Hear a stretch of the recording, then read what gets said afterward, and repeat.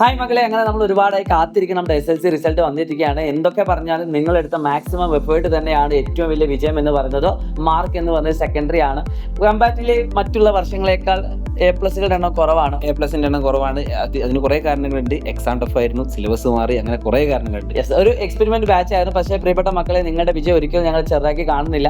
തീർച്ചയായിട്ടും നിങ്ങളുടെ മാർക്കുകളൊന്നും നമ്മൾ കുറച്ച് കാണിക്കുന്നില്ല. നിങ്ങൾ ഇപ്പോൾ തന്നെ നിങ്ങളുടെ റിസൾട്ടുകൾ ഈ താഴെ കാണുന്ന QR കോഡ് സ്കാൻ ചെയ്തുകൊണ്ട് അപ്ലോഡ് ചെയ്യുക.